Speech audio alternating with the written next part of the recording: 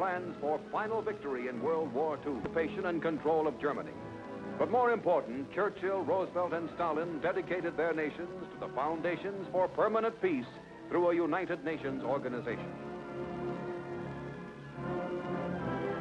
Crushing Germany from the east and west, the Allied armies met at the River Elbe and joined hands in celebration of victory. Russia and the United States, with their allies, had fought the good fight together. Final victory was in sight. Man's hopes of lasting peace were high. But the great architect of victory was not to see the final triumph. Suddenly, President Franklin Roosevelt was dead. Mourned throughout the world, he left in the United Nations organization the framework for lasting peace on earth. World War II ended, and in Tokyo Bay, General MacArthur spoke for all people. Pray that peace be now restored to the world, and that God will preserve it always. Meanwhile, in San Francisco, delegates of 50 nations had met to form the United Nations organization. President Truman came from Washington for the signing of the historic charter. Foreign Minister Molotov of the Soviet Union lent his presence to the solemn and hopeful expression of man's resolution to live in peace. The nations were united. The Big Five, China, Russia, Britain, France, and the United States, led the peoples of the world as they launched a rule of international law and a Bill of Human Rights, a rule of law they believed no nation, large or small, would dare defy.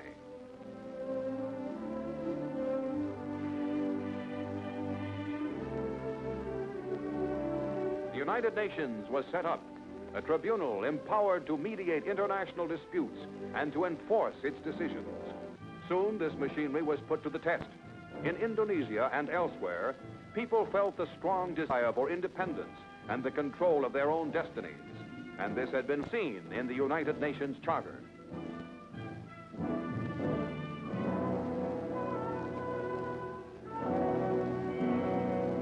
A Republic of Indonesia had been set up, embracing a large part of the island empire, which had until then been under the rule of the Netherlands. Civil unrest broke out in the Republic and the other islands.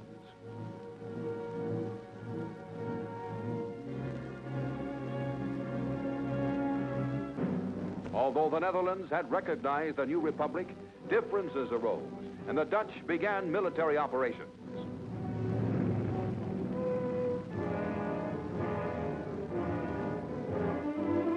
In July 1947, the hostilities in Indonesia were brought to the attention of the Security Council of the United Nations. The Council immediately issued a ceasefire order and appointed a committee of good officers to aid in the peaceful negotiation of the dispute between the Netherlands and the Republican leaders.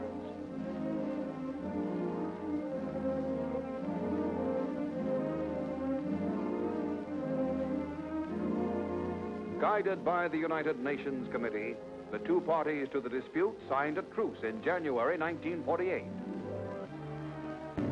Hostilities broke out again in December. Jakarta, capital of the Republic of Indonesia, and many other towns in Java and Sumatra fell to the Netherlands forces. The Republic adopted a scorched earth policy as refugees fled before the Dutch forces.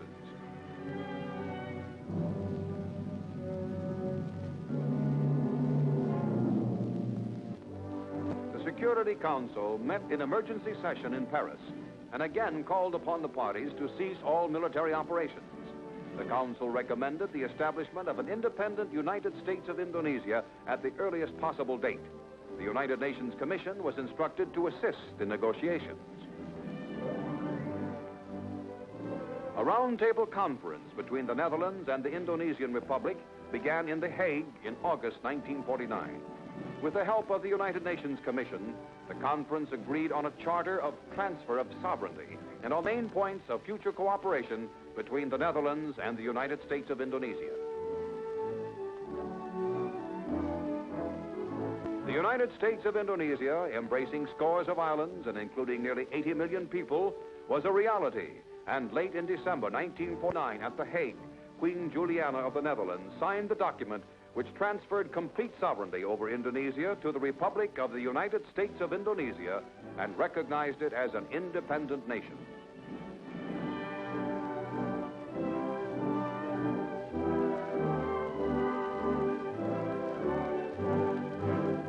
The question had been peacefully resolved. The subcontinent of India was another potential trouble spot after World War II. Its millions also looked forward to independence after years of passive resistance under British rule. Great Britain, following a policy of self-determination of peoples, made plans to give India complete freedom as an independent dominion of the British Commonwealth of Nations. But the question of independence was not simple, for it posed another delicate question: the partition of the subcontinent between Hindu India and Muslim Pakistan. Meetings were held between Hindu and Muslim leaders. Mahatma Gandhi, great symbol of Indian independence, spoke for Hindu India. Muhammad Ali Jinnah was the Muslim leader in the fight for the independence of Pakistan. Pandit Nehru succeeded to the leadership of Hindu India on the death of Gandhi. And under his leadership, the independence of India was proclaimed on August 15, 1947. India became an independent republic in the British Commonwealth.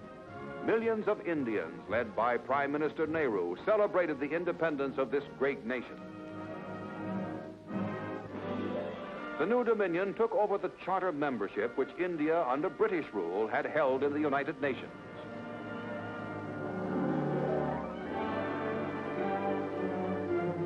The new Republic of Pakistan consisted of two zones in the northwest and northeast corners of the subcontinent, separated by 1,000 miles of Dominion of India territory. The territorial limits of Pakistan were determined on the basis of the Islamic faith of the majority of its people. Led by Muhammad Ali Jinnah, the new Dominion of Pakistan also celebrated its independence on August 15, 1947. And at Karachi, capital of the new state, the joyous people hailed their new nation.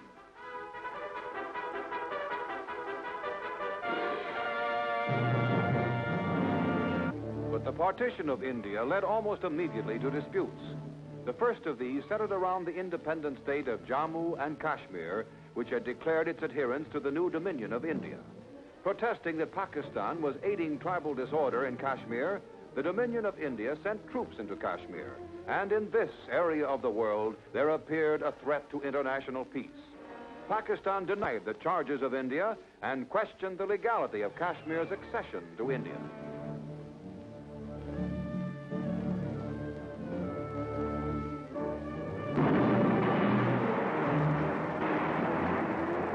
Continuing thus increased the threat to world peace and brought the dispute to the attention of the United Nations. The Security Council called upon both parties to terminate hostilities in Kashmir and appointed a commission to work with the two new states toward a peaceful settlement of the dispute. Admiral Chester Nimitz of the United States was appointed to administer a plebiscite in Jammu and Kashmir if all parties to the dispute agreed to this solution of the problem. Meanwhile, India and Pakistan were urged to continue their efforts to reach a peaceful settlement. Prime Minister Liaquat Ali Khan of Pakistan and Prime Minister Nehru of India continued their negotiations with the aid and encouragement of the United Nations. To the United Nations also came the problem of Palestine, a British mandate since the end of World War I. In recent years, this small country had been the scene of disorder and bloodshed. The age-old struggle between Arab and Jew and the aspirations of the Jewish people for a homeland, aspirations which had been intensified through the persecution of the Jews before and during World War II, had aggravated the Palestine problem. At a special session, the General Assembly of the United Nations established a special committee on Palestine and sent it to this troubled area to study the problems and make recommendations.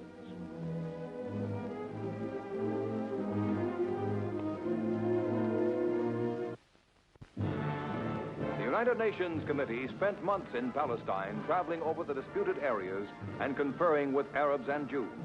The majority of the committee members recommended that Palestine be partitioned into an Arab state and a Jewish state, and under international control, the city of Jerusalem, the three to be linked by economic union. The General Assembly accepted this recommendation. But the United Nations job was not yet done. Border clashes increased, and soon open warfare broke out in this troubled area of the world.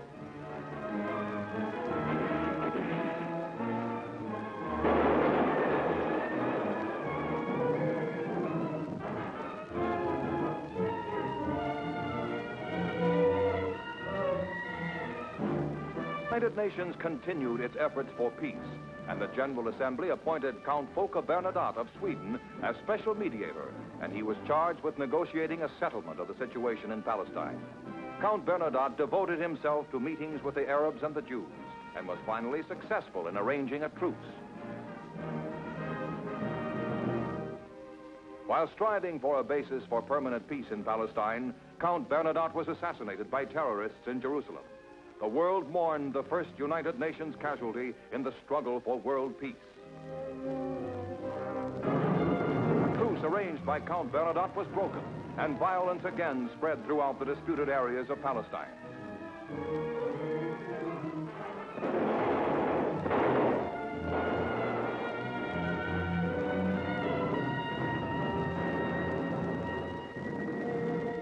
Dr. Ralph J. Bunch of the United States was appointed acting mediator and continued the efforts of Count Bernadotte to find a solution.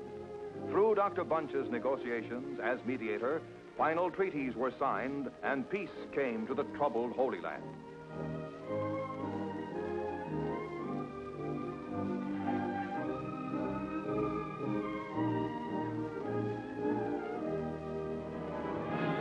The State of Israel had been proclaimed, and the people rejoiced in their new nation, a haven of refuge for the displaced and persecuted members of the Jewish faith from all over the world.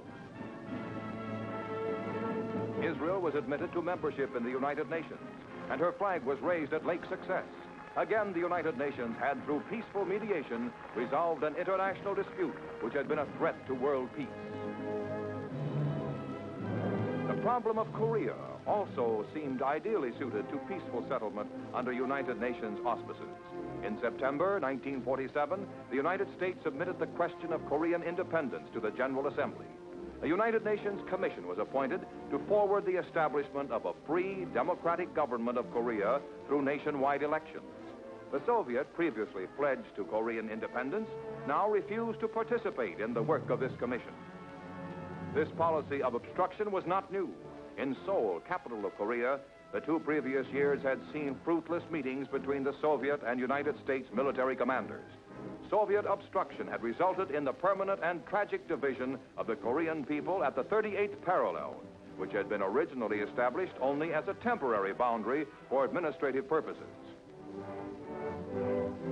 The chief task of the newly created United Nations Commission was to obtain cooperation from the Soviet authorities in establishing a united, independent Republic of Korea.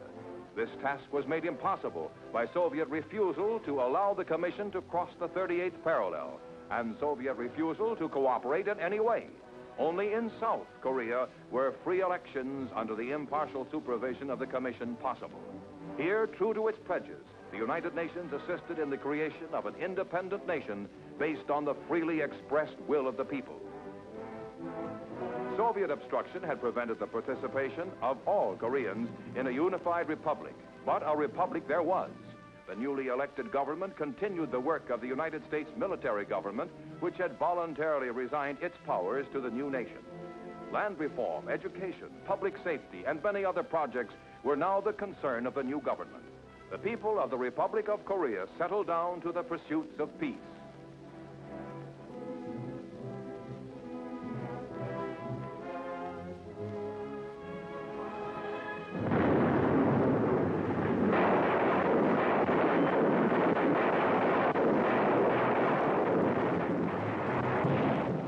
Suddenly and without warning, the communist-controlled North Koreans hurled themselves upon their peaceful neighbors to the south, and in an act of stark and unprovoked aggression, attempted the destruction of the Republic. The peaceful citizens of the Republic of Korea, torn from their homes, separated from their families, formed the long and miserable lines of refugees, which are always the first fruit of ruthless conquest.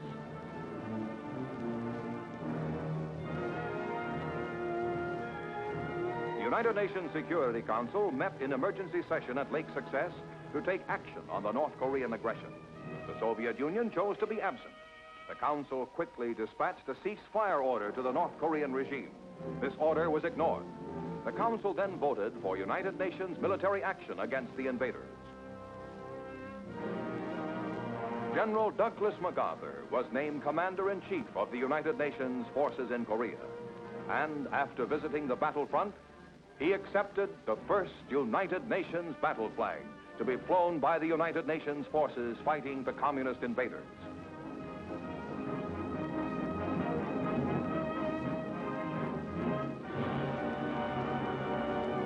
For 5 weeks, as Korean Republican and United States forces under the United Nations flag fought to stem the tide of North Korean communist aggression, while the Security Council took all emergency steps in an effort to halt that aggression, the delegate of the Soviet Union pointedly absented himself from the United Nations deliberations and decisions. Improvising the defense of the Republic of Korea, and with the heroic help of the Republican fighting forces, the United Nations troops fought and fell back, trading space for time until more help could arrive. On August 1st, Soviet delegate Jacob Malik, for the first time since the invasion, returned to take his seat in the Security Council. It was the turn of the Soviet to preside. Malik, deliberately ignoring the North Korean communist aggression, began a systematic campaign as president to block any action on the Korean War by the Security Council. Meanwhile, the United Nations troops battled the Soviet-armed communist invaders, and the Security Council tried without success to prod the Soviet delegate to his responsibilities.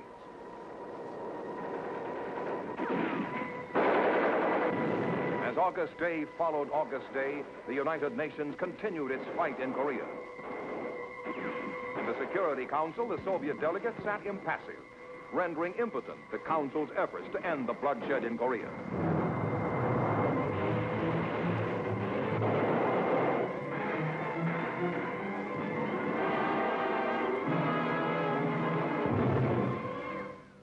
As August waned, United States Delegate Warren Austin, in righteous wrath, but in simple terms, made clear for all the world to see the sinister actions of the enemies of democracy.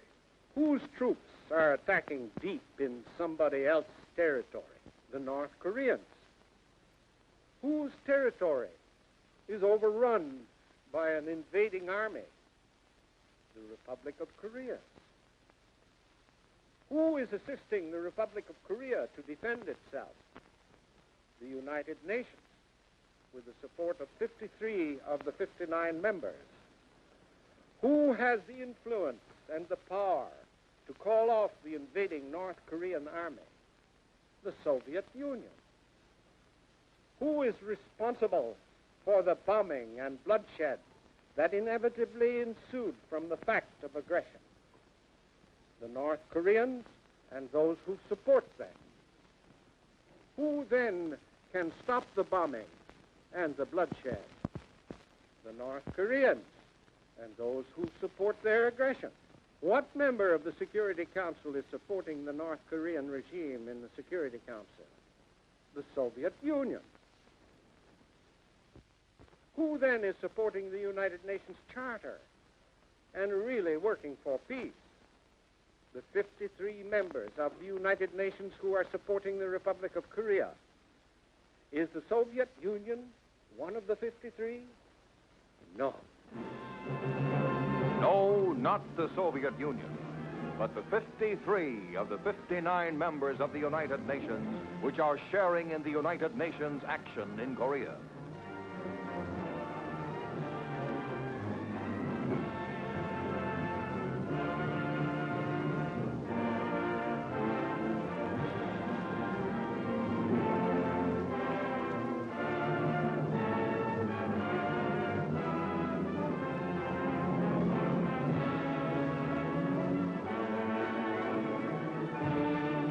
Are the nations united for peace, who have used the peaceful methods of mediation in 5 years of United Nations progress, and the nations who, now and forever, stand ready to meet and halt aggression anywhere with all the powers vested in them by the United Nations Charter.